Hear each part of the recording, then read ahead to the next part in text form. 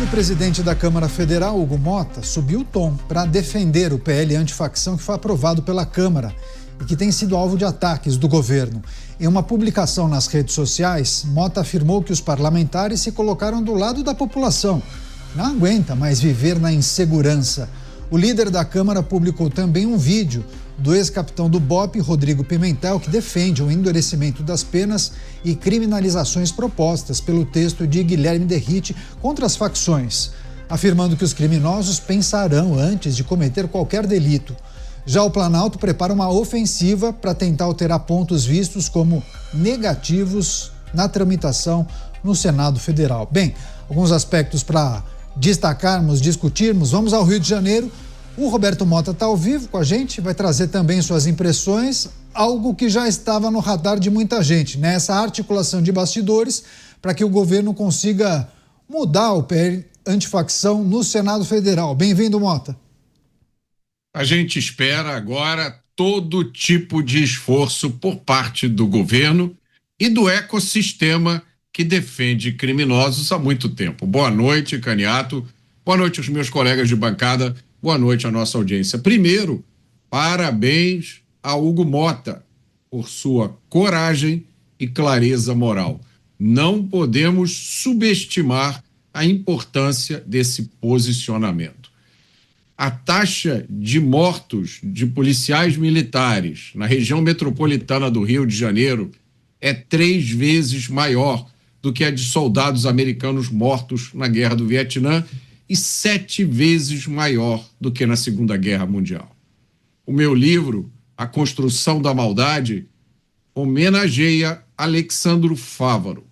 Alexandro era soldado da Polícia Militar do Estado do Rio de Janeiro. Ele foi baleado no pescoço durante um tiroteio com traficantes no Morro do Fogueteiro, em 2011. O ferimento deixou Alex tetraplégico, preso a uma cadeira de rodas, precisando de ajuda para tudo. Eu tive a honra de conhecer o soldado Fávaro.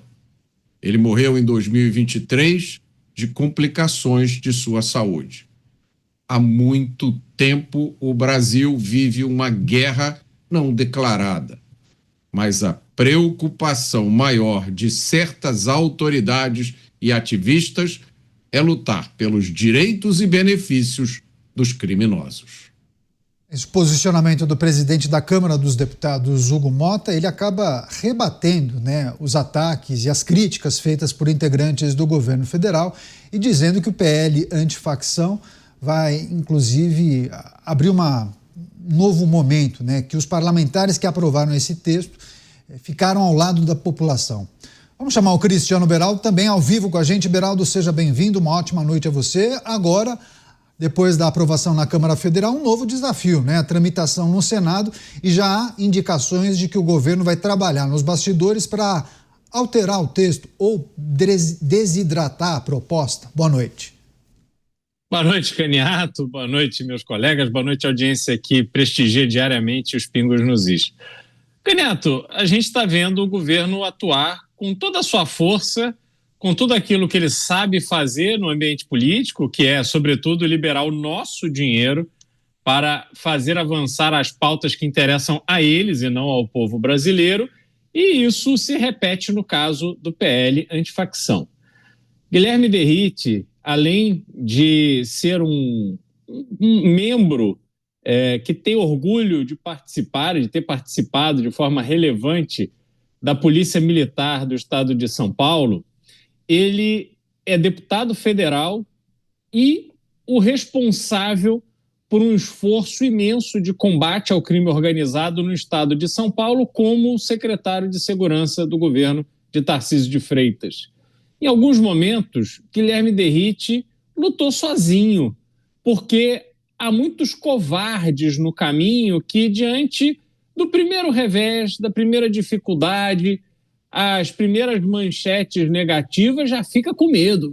Melhor parar com isso, porque a imprensa não está gostando, vão vir para cima da gente, dizer que a polícia de São Paulo está indo para cima de pessoas boazinhas, que nada devem. Vão dizer que a polícia é violenta, é melhor a gente tirar o pé. E Guilherme Derrite, convicto que é da forma correta de se enfrentar o crime, acelerou, não aliviou para marginal. Nós precisamos lembrar de alguns episódios, como, por exemplo, aquele policial que pegou um rapaz e jogou do alto de uma ponte. É óbvio que é uma atitude absolutamente inaceitável, mas uma atitude inaceitável de um policial não simboliza o trabalho de toda a polícia. E por isso Guilherme Derrite nunca recuou. Quando foi chamado por Hugo Mota para enfrentar o desafio de relatar o PL antifacção e transformar o texto em algo que de fato faça sentido contra o crime organizado, que dê força para a polícia e tire força dos marginais, Guilherme Derrite foi com tudo. Foi achincalhado. Colocaram todos os veículos de imprensa amigos do governo, aquelas amizades, né, que sempre tem aquele interesse monetário por trás, todos eles foram para cima do deputado Derrite, exercendo sua função de deputado na Câmara nesse momento. Mas ele não recuou, porque ele tem casca grossa. Ser uma figura de destaque na rota, nas rondas ostensivas Tobias Aguiar em São Paulo, não é para qualquer um. E ele sabe muito bem como enfrentar essa pressão, e assim o fez e conseguiu ter a população brasileira do seu lado, população brasileira que não embarcou nessa narrativa do governo de querer dizer que a proposta de Derrite, na verdade, simbolizava uma proteção aos bandidos. Me desculpe, mas quem tem histórico de proteger bandidos são esses que estão no poder nesse momento. Estão ocupando, inclusive, o Palácio do Planalto. Então, a gente vê que agora que avançou na Câmara, foi para o Senado, o governo voltará à carga com toda a força que tem para tentar desvirtuar um projeto que é extremamente benéfico e importante no combate ao crime. Mas o governo, a gente já sabe o que esperar dele.